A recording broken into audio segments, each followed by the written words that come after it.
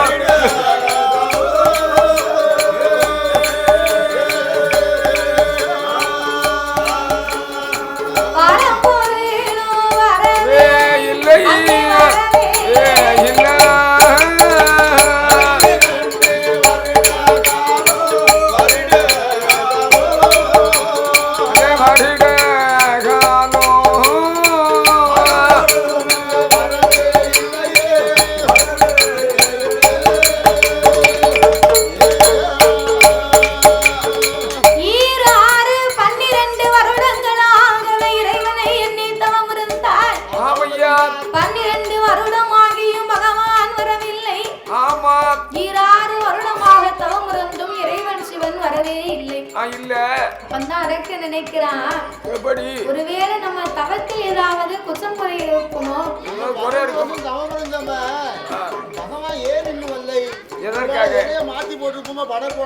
ஒருவேளை நாம தவறாகத்தான் இந்த தவங்களை நாம செய்து விட்டோமா? அப்படி என்று சொல்லி அவன் ஆண்டவனை என்னை அறந்து புலம்புகின்றார். ஆண்டவனே பகவானே சம்போ சங்கரா, ஆண்டவனே பகவானே சம்போ சங்கரா,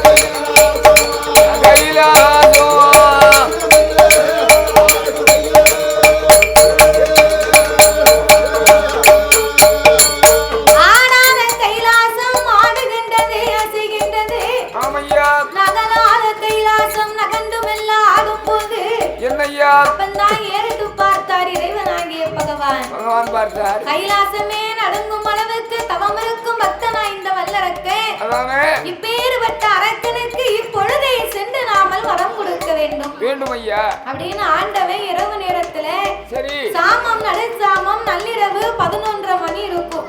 இருக்கும் ஏமசாம நேரம் இலை குலுங்கா சாமம் போல சாமத்துல அரக்கனுக்கு வரம் கொடுக்கணும் என்று ஆண்டவன் புறப்பட்டு வருகின்றார். இந்த பார்வதி சும்மா இருப்பாளையா? இருக்க மாட்டாளா? இந்த இரவு நேரத்தில் நம்ம கிட்ட சொல்லாம இந்த ஆண்டவன் எங்க போறாரு? ஒருவேளை படியிறக்க போவாரோ? இருக்குமோ? படியிறக்க போனாலும் சூரியன் உதிக்கணும், சுக்கன் படி எடுக்கணும். ஆதித்தன் உதித்தாத்தான் அரணார் படி எடுக்க முடியும். அப்பவும் பார்வதி நான் தானே படி அரிசி எடுத்து கொடுப்பேன். இந்த இறைவன் நம்ம கிட்ட சொல்லாம இவர் எப்படி இங்க போறாரு? பார்வதி எழுந்திருத்து வந்தா. சரி ஆண்டவா பரம்பொருளே ஐயா, நான் இங்க இருக்க, நீங்க நாதா எங்கு செல்கின்றீர்கள்? அதானே சக்தி நான் இங்க இருக்க, சிவன் நமக்கு என்னையா வேலை? என்னையா வேலை? பார்வதி ஐயா, ஆண்டவன் மீது உனக்கு சந்தேகமே வரக்கூடாது. எப்ப வரக்கூடாது? அதோ பார்த்தாயா? என்ன? எட்டாத மலையிலே யமகிரி பர்வதத்திலே சரி என்னை நினைத்து ஒரு அசுர அரக்கன் தவம் இருந்து வருகின்றான். ஏக்கா நல்ல பழக்கம் முடிய காலை நீட்டிக்கிட்டு எங்க கோயிலும் சத்தம் போட்டு இருக்கீங்க. உங்க கோயில போய் சத்தம் போடுங்க. இந்த மைக்க வாங்கிட்டீங்களா? நாங்க வரி கொடுத்து சாமி கும்பிட்டுக்கிட்டு இருக்கோம். நீ எங்க கோயில்ல வந்து சண்டை போட்டுக்கிட்டு இருக்க? கூட வந்து உழப்பிக்கிட்டு இருக்கியாமோ? சத்தம் சைலன்ஸ். நான் அப்பலே பாக்கேன். காலை நீட்டிக்கிட்டு கொத்த பல்லங்க. எனக்கு அந்த புள்ள தாய் எனக்கு ரொம்ப பிடிச்சு போச்சு. யாரு? அந்த வடகடிச்சு இருக்கல்ல, அவளை எனக்கு ரொம்ப பிடிச்சு போச்சு. அப்படியா? அவளுக்கு நான் போன் நம்பர் கொடுக்க போறேன். போன் நம்பர் கொடுக்க போறியா? போன் போடியா நீ? இந்த மாதிரி நம்பரை பதிஞ்சுக்கோ. நம்பர் சொல்லு. பதிஞ்சுக்கிட்டியா? உங்க பாத்து பிடிக்கலையா? சொல்லு, நம்பர் சொல்லு. என் நம்பரை பதிஞ்சுக்கோ. முதல்ல 000 போடு. சரி. அப்புறம் 000 போடு. சரி. அப்புறம் 000 போடு. லாஸ்ட் ஒரு முட்டையை போடு. எனக்கு போன போடு. இது வந்து முட்டை பள்ளிக்கூடத்துல எல்லாம் போடுவாங்க. முட்டை பள்ளிக்கூடத்துல போடுவாங்க. அது தட்டுல வாங்குதாங்களா? தட்டுல வாங்குவாங்க. பேப்பர்ல வாங்குறவங்களும் இருக்காங்க, தட்டுல வாங்குறவங்களும் இருக்காங்க. அவளை பார்த்தா தட்டுல தான் வாங்குவா. அவளுக்கு அவ தட்டுல வாங்கி சாப்பிடுவா. பேப்பர்ல 100 வாங்கிடுவா நினைக்கிறேன். ஆமா, பேப்பர்ல முட்டை வாங்குவா நீ? பேப்பர்ல 100 வாங்குவாங்க. 100 வாங்கிடுவாளா? சரி, கரெக்ட். அவன் முகத்தை பார்த்தாலே தெரியுது. அவன் சிரிக்கும் போதே அழகா குழி விழுது கண்டத்துல. அதனால இந்த வல்லரக்க ராட்சதனாகப்பட்டவன் இரவு நேரத்திலே தவம் இருந்து வரும்போது இறைவன் வரம் கொடுக்க வேண்டும் என்றே புறப்பட்டு வந்தார். அப்பந்தான் பர்வதா தேவி பார்த்தா என்ன சொல்லுகின்றார்? ஆண்டவா, என்கிட்ட சொல்லாம நீங்க எங்கேயும் போக கூடாது. ஐயா. அம்மா பார்வதி, என்ன தவம் இருக்கும் அரக்கனுக்கு நான் வரம் கொடுக்க போறேன், என்ன வழிய மறிக்காதம்மா அப்படின்னு சொன்ன உடனே ஆண்டவா, அப்பேற்பட்ட அரக்கனுக்கு வரம் கொடுக்க போவதற்கு உங்களுக்கு இதுவாயா நேரம்? காலையில் போகலாம், மத்தியானம் போகலாம், நீங்க சாயங்காலம் கூட போகலாம். இரவு நேரத்துல என்கிட்ட சொல்லாம நீங்க எங்க போறீங்க? சொல்லுங்க ஐயா. போகும்போது உங்க மூத்த மகன் இருக்கு, அவங்கிட்ட ஒரு வார்த்தை சொல்லலாம். உங்க இளைய மகன் இருக்கிறா, அவங்கிட்ட ஒரு வார்த்தை சொல்லலாம். உங்க மனைவி உங்க பார்வதி நான் ஏன் இருக்கேன், என்கிட்டயாவது ஒரு வார்த்தை சொல்லலாம். அதாவது நம்மளுக்குள்ள 1000 இருக்கும், குறைஞ்சது 500 இருக்கும். நம்மளுக்குள்ள இருக்கத்தான் செய்யும். ஆமா, அதுக்காக நம்மகிட்ட சொல்லாம என்கிட்ட சொல்லாம இங்க போகலாமா? ஐயா. வெளியே போகும்போது என்கிட்ட சொல்லிட்டா போகணும்.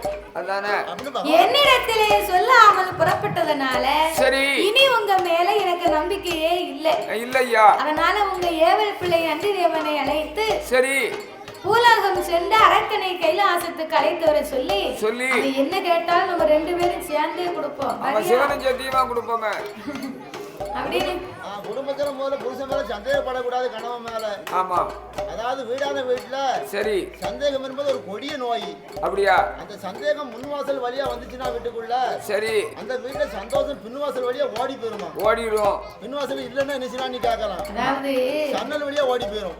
சன்னல் இல்லாம வீடு கட்ட மாட்டாங்க, கூரையை பிச்சுட்டு போயிடும். யார் சொன்னது? அதுதான் கண்ணதாசன் சொன்னாரு.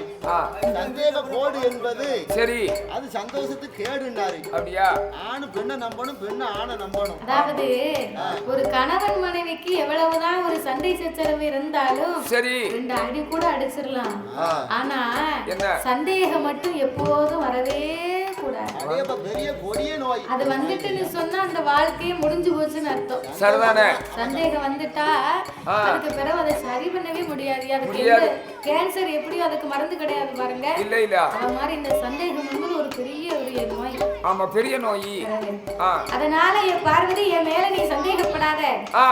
பூலகத்துக்கு போய் அரக்கனை கைலாசத்துக்கு அழைத்து வரணுமானா நான் எப்படி அழைத்து வர முடியும்? எப்படி வருவது? நந்தி தேவனை அழைத்து பூலகத்துக்கு அனுப்பி வைங்கன்னா ஆமா ஆண்டவன் நந்தி தேவனை வரவழைத்து அழைத்து ஐயா நந்தி தேவா என்னையா பூலகம் சென்று தவமிருக்கும் அரக்கனை நீ கைலாசத்துக்கு அழைத்து வர வேண்டும். இறைவா நான் எப்படி அவனை கைலாசத்துக்கு அழைத்து வர முடியும்? முடியாது. அதற்கெல்லாம் நீங்க கவலைப்படாதப்பா. என்ன இந்த பச்சிலை குளிகையை கொண்டு போய் அவன் வாயிலை போட்டு 2 கடவாயிலையும் ஒதுக்க சொல்லு. சரி 3.25 நாளிகையிலே இருபுறம் உறக்கை வந்து முளைக்கும். உன்னோடு பறந்து கைலாசத்துக்கு வருவான் என்று ஆண்டவன் வரம் கொடுத்து வழியை அனுப்பி வைக்க நந்தி தேவன் நேர யமகிரி மலைக்கு வந்தார். அரக்கனை தேடி பார்த்தார். எங்கு தேடி அவனை காண முடியவில்லை. ஏன் காண முடியல? அவன் 12 வருடமா தவம் இருந்தான் பாருங்க. அவன் தவத்தின் மகிமையினாலே பற்கள் எல்லாம் வாசி பச்சை, உடல் ரோமங்கள் எல்லாம் சடைகள் பின்ன, மண்டையிலே சில குருவி மண்டபங்கள் கட்டிட, கொண்டையிலே சில குருவி கூடு கட்டி முட்டையிட. என்ன சொன்னா 4 சாமான் என்று சொன்னா என்னமெல்லாம் அத சொல்ல வேண்டிய அவசியம் இல்ல. சரி 3 சாமான் சரி என்ன வாங்கிட்டு சாமான் வாங்கிட்டு வரலன்னு என்ன நாய கேட்ட மாதிரி கேட்டா கேட்காம நீவா ஒரு ஆம்பளையா பண்ண மனுஷன் உனக்கு எல்லாம் குடும்பத்துல கொஞ்சமா பொறுப்பு இருக்கா அப்படின்னு 5-6 என்ன பேசி விட்டா. சரி நான் கோவத்துல வீட்டுக்கு கீழே பக்கம் போய் தோல்ல போட்டுக்க துண்டு எடுத்து கீழே விரிச்சு சரி ஒரு மணி நேரம் நல்லா தூங்கிட்டேன். வீட்டுக்காரி பேசிட்டான்னு கவலையில சரி முடிச்சு பார்த்தா துண்டை காணும். சரி என்னாச்சு? தூங்குனியா? ஆமா முடிச்சு பார்த்தா துண்டை காணும். என்னாச்சு? துண்டை கரையான் தின்னுட்டு. அதானே கேட்டேன். 1 மணி நேரத்துல கரையான் தின்னுச்சுன்னா இந்த அரகம் 12 வருஷம் தவறுந்துருக்கான். அப்ப அவனே தின்றுக்கணும்ல. அவன் மனுஷனை தான் திங்காத. நாங்க நார போயிடல இவன். அந்த துண்டை துவைச்சிருந்தனா கரையான் வராது. நீ துவைக்காம அதே தூக்கிட்டு அலைஞ்சனா கரையான். 1 மணி நேரம் படுத்துக்கு அந்த துண்டை கரையான் தின்னுட்ட.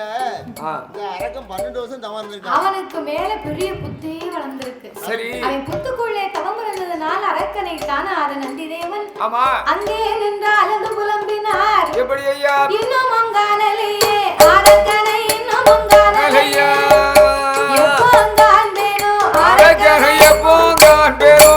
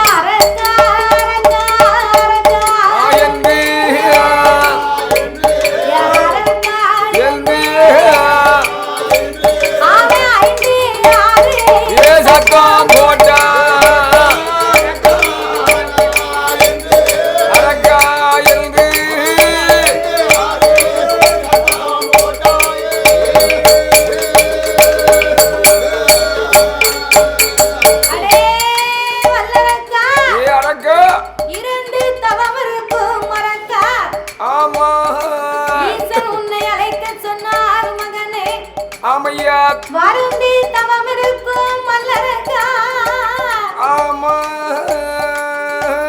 வள்ளல் பகவான் உன்னை அழைக்க சொன்னார் என்று ஆமையா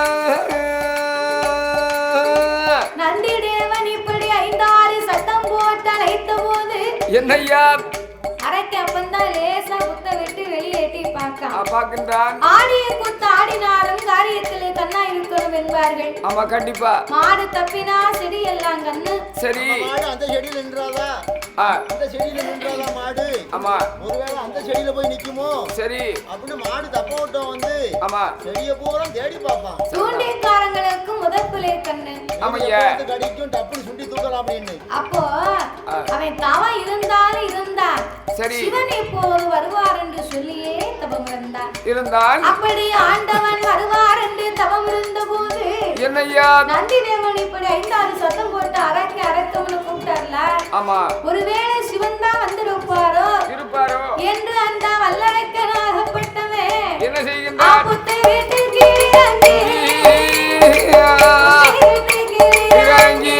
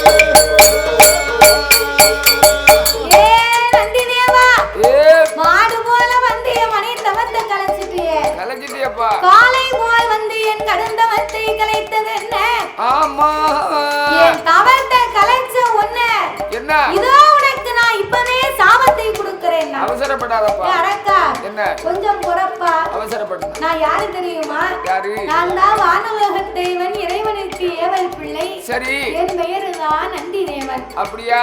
நீர்தான் நந்தியா? நான் தான் தொந்தி. பார்த்த உடனே எனக்கு தெரியும். உன் தொந்தியை பார்த்த உடனே தெரியும் எனக்கு.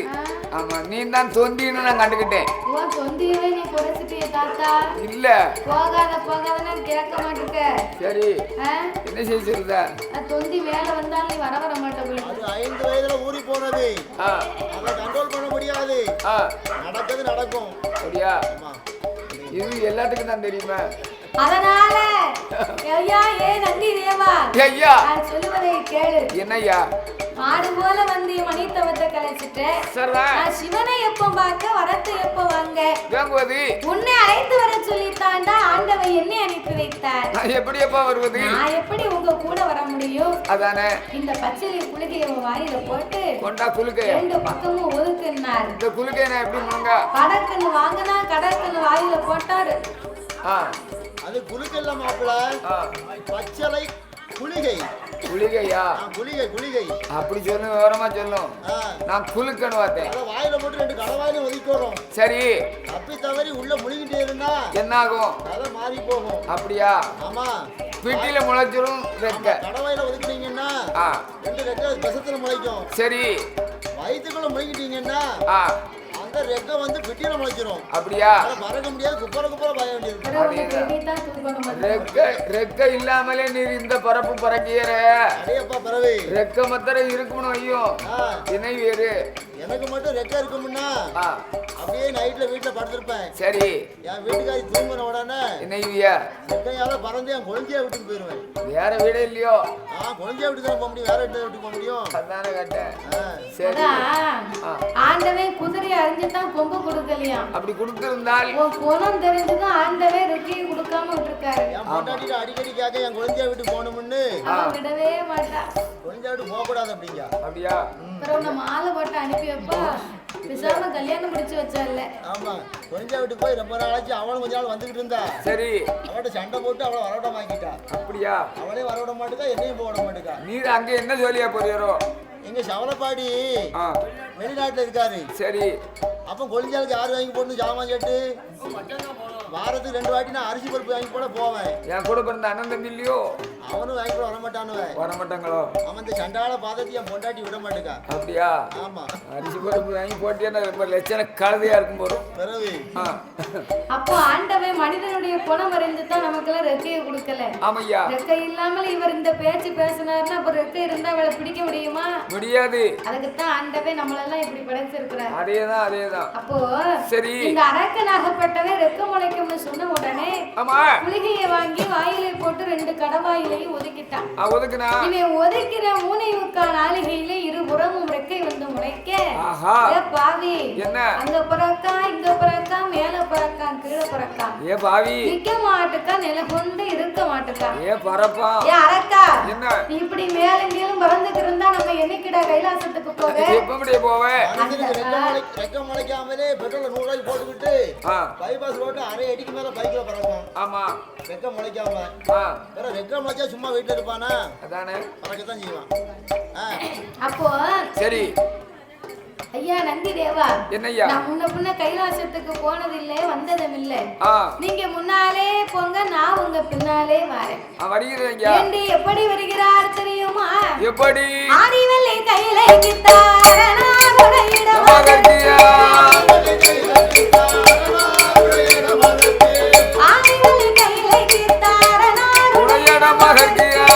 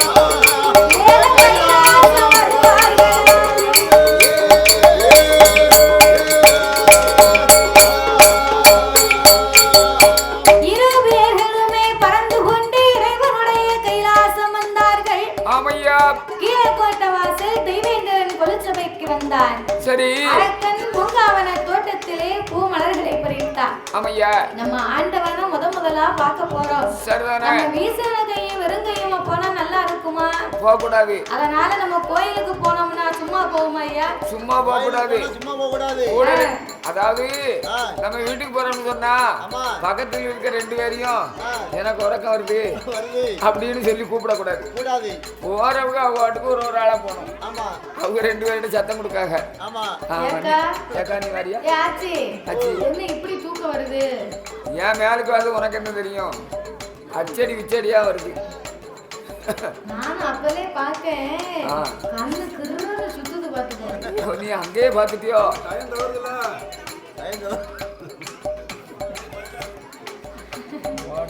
அது வேற ஒண்ணும் இல்ல, ஆச்சி விடியாக்கால குளத்து வேலைக்கு போயிருப்பாவோ. சரி, கிடையாதோ? அப்போ ரெஸ்ட் தான். தூக்கம் வருது எங்களுக்கு. போயிட்டாலும் 100 நாள் குளத்தாங்கரைய பேத்து தூக்கிடுவாவோ. அது தூங்குவாங்க. ஆனா 100 நாள் முடிஞ்சு வச்சு. ஆமா, நம்ம அடுத்தாப்புல அட்டை போட்டா தான் வேலை. குளத்து வேலைக்கு போனா வேலைய பார்த்தா ஏ அப்பா ஏன் கேக்க ஒரே தேங்காய் தவையிலும் ஊர் புறமையும் தான். சரி, குளத்து வேலை வேற வேலை. நான் எப்படின்னு பார்த்தேன், சும்மா ஒண்ணும் இல்லை. ஒழுங்கா செங்கட்டும் மம்பட்டிய வச்சு நல்லா மொங்குன்னு வெட்டி சட்டி நிமிர மிதிச்சு வச்சு தலையில தூக்கி விட்டோம். மறுநாள் வேலைக்கு போறத பாத்துக்கிடுவோம். வேலைக்கு போயிட்டு ஒரு சின்ன சருவ செட்டி, அதுல 8 ஆளுக்கு ஒரு ஆளு தலைமை. சரி, கையில ஒரு குச்சி. ஏக்கா ஏ மூக்கம்மா சொல்லு, உனக்கு இது வரைக்கும். சரி சுப்பம்மா. ஏ சுப்பு என்ன சுப்பம்மா, உனக்கு இது வரைக்கும். சரி சொல்லுமா, மட்டும் பறந்துனா போதும். இந்த பெருச்சாலி தோண்டும் பாரு அத மாதிரி தோண்டிக்கிட்டு அதை தூக்கி சட்டியில போட்டு அதுக்கு கையை தாண்டி விட வரிசையா 4 ஆளு. அதேதான் இவா கொடுக்க அவ வாங்க, அவ கொடுக்க இவா வாங்க. வேலை ஒத்துமை அப்படி ஒத்துமே அப்படி வேலை பார்க்கவோ. அதான மொத்தத்திலே உலகம் மட்டும்தான் இருக்கும். அவளுக்கு சம்பளம் எவ்வளவு? 300 ரூபாயும். அதுக்கு ஆட்டோ சார்ஜ் வேற, பொண்டாட்டி வேற. என்ன பொண்டாட்டிங்க? பொண்டாவும் டீயும். அப்படி விவரமா பிரிச்சு சொல்லு. பேசாம நாமளும் குளத்து வேலைக்கு தான் போக போறேன். போறதே போற. எங்களுக்கு போனோம்னா எங்களுக்கு சேர்த்து ஒரு 5 அட்டையை போடு. அப்ப அடுத்த வாரத்துல 6 பேருக்கும் சேர்த்து ஒரு அட்டை. அவன் 6 அட்டையை போட்டுரு. நம்ம எல்லாம் குளத்தலைக்கு போவோம். நான் போனா நீங்க ஏமையா போறீங்க? நாங்க நீ போயிட்டு நாங்க என்ன செய்யணும்? நீங்க வேற செட்டை பார்த்து அடிக்கவில்லை. எங்களை ஒரு செட்டு கூப்பிட இருந்தாலும் எங்களை ஒரு செட்ல கூப்பிட மாட்டாங்க. நீங்க பெரிய செட்ல அடிச்சாலும் நம்ம செட்ல வருவீங்களா? ஆமா அப்படிங்காங்க. அதனால 6 அட்டையை மொத்தமா போடு போ. அவங்க சொன்னா சொல்லிட்டு போங்க. இங்க கேளு. என்ன? நாங்க வந்து எங்களுக்கு முடிஞ்ச வரைக்கும் எங்க ஆயுள் இருக்க வரைக்கும் கெதி இருக்க வரைக்கும் உன் கூடயே படிச்சுக்கிட்டு நம்ம வேற எங்கேயும் போக முடியாது. நீ கெதி இருக்க வரைக்கும் என் கூட இருந்தா சந்தோஷம் தான். சரி, நீ கெதிய உடம்ப வச்சுக்க முதல்ல. அதுக்கு என்ன எப்படியும் ஆண்டவன் என்னைக்கு அழைக்காத அன்னைக்கு போயிட்டு போறேன். அழைக்கல மாட்டாரு. எப்படி அழைப்பாரு? நம்ம அழைக்கல மாட்டாரு. நம்ம உழைச்சி சாப்பிடணும்னா உடம்பு தெரியாதான் உழைச்சி சாப்பிட முடியும். அப்படியா? ஆமா. அதனால நம்ம செய்யக்கூடிய வேலை இனிமேல் வந்து எங்கேயும் நீ போக சொன்னாலும் நாங்க போற மாதிரி இல்ல. போற மாதிரி கிடையாது. தந்தது போதும், கொடுத்தது போதும். நானும் போற கோயிலெல்லாம் கும்பிடுதேன். எப்படி வேண்டாம்னா எப்படி கும்பிடுத? 5 பேர் உயிரோட இருக்கட்டும்னா 5 பேர் நல்லா இருக்கட்டும். அப்ப உனக்கு நல்ல எண்ணம், ஒரு பரந்தமான ஒரு மனது. ஆமா. அதை சொன்னா நீங்க நம்பையா செய்வீங்க?